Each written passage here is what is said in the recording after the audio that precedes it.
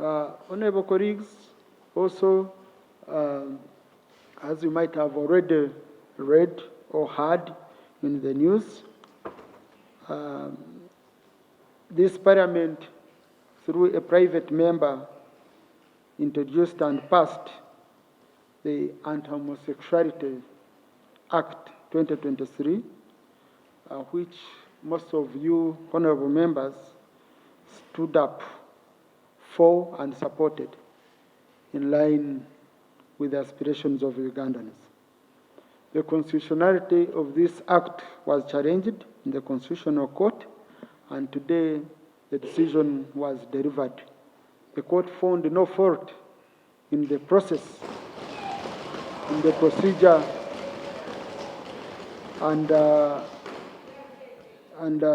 though there are some clauses, some sections of the law which court nullified, but as the leadership of Parliament, we are happy with the outcome of the process. So we want to thank the Attorney General, we want to thank the legal team from Parliament, we want to thank you, honorable colleagues, and Ugandans in general. I want to thank the judiciary for not interfering with the work of Parliament and allowing us to execute our mandate as given to us by the people of Uganda. Honorable colleagues, we've done our part, okay? And I believe this is not an issue on which I will now members start coming up, want to discuss. No.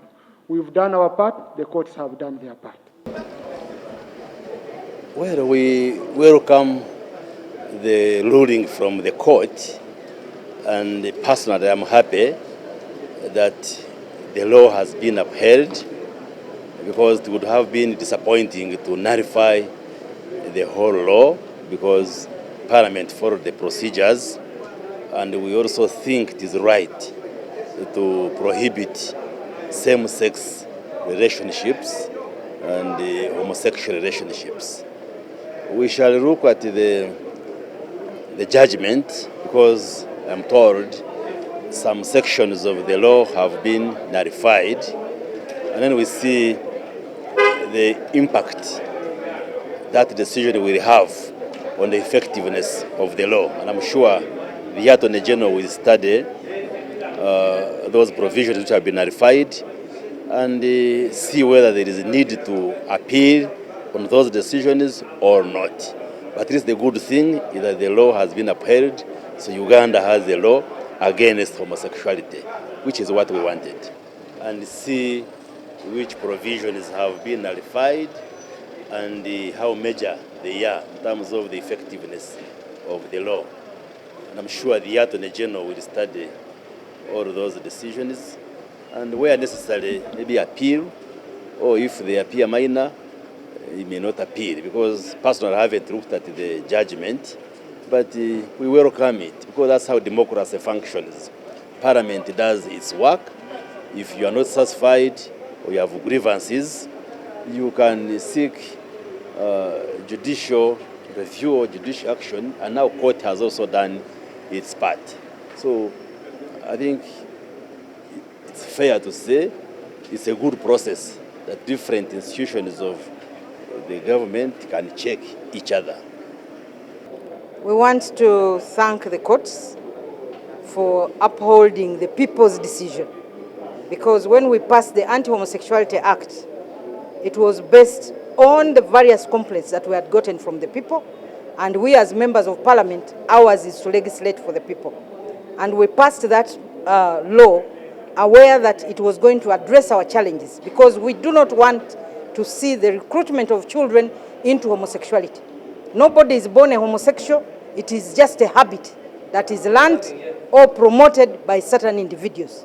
So we are glad that the court has upheld the law, and it will definitely get into force. Now it's up to the law enforcement agencies to actually implement the law. Of course, they've struck out some provisions, but that's fine to us, because overall, the law is in place. That is our law. Those who want to remove the death penalty can focus on their laws in their countries. This law is intended to address the homosexuals in Uganda. So that is it. Work on your laws. This is our country, and we are working to legislate for our people. Yes, I'm so happy that the courts have really taken a better decision rather than overturning the entire bill that was passed by Parliament. This means that they have also realized that homosexuality is not needed in Uganda, and Parliament went through the right procedures. However, I needed to have looked at those articles that were outlawed by the courts.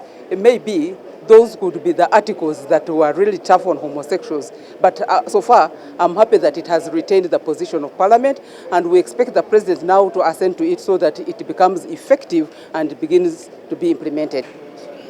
Yeah, of course, as Parliament, we had already discussed about that law, and we enacted it as members of Parliament, basing on our cultures, from where we come from, and even our religions, from which religions we belong to. So they all don't support such an act, and that's why we strongly came up against the homosexuals in this country. So I wish to even congratulate all Ugandans over this milestone, and even Parliament itself, because when we come to Parliament here, we come to represent the views of the people and even our views as people. So in this particular law we enacted, we based on our cultures and religions and even our feeling as people. So I think there is no harm in it. Let's observe that law, but of course with caution, because some people may want to use it against opponents, against those who they don't work closely together with, and in the end it will cause problems to this country. The court ruled right in favor of the people of Uganda. The court demonstrated that Uganda is a country that is laid on the foundation of God's word.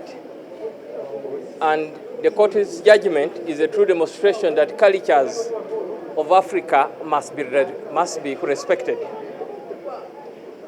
And at the same time, the court's judgment is a demonstration that Parliament did the right thing by showing whom the people I would call the traitors, that homosexuality is a bad omen to the African culture.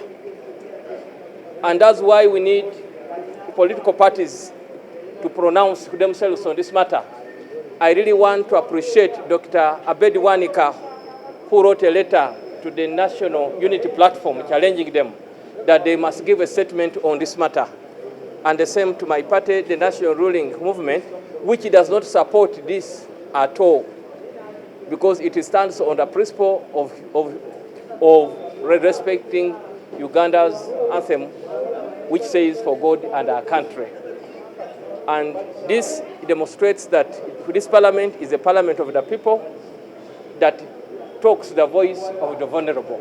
Honorable, there is pressure from the international community to remove the death penalty in this case. What is your comment on that? Sure, there is a pressure from the international community to remove the issue of the death penalty from this case, but that is an attachment to bring a law in action, because in most times we have made laws in this country and left them hanging without string attachments, and people have made them as a joke. And we believe that if that attachment will be left, it will make and bring a lot of fear to bring sanity in our communities. As we talk now, we have so many young people who are being destroyed because of homosexuality funds into high schools and universities of this country. So we should stick to the law, and I believe the judgment of the court was the gift that the judges, or the gift that the courts gave to the people of Uganda during this Easter season. Does it have any impact to the people of Uganda? Yeah, the judgment has a lot of impact to the people of Uganda, because we shall stand with our necks high as a country within or on the African continent does not believe in what does not belong to God. From Moyo district, because they came to see me in my office. Reverend Father Grace Waigo, Chairperson, Moyo Municipality Advocacy Task Force. They are advocating for a municipality. They even have a task force now. So, Minister.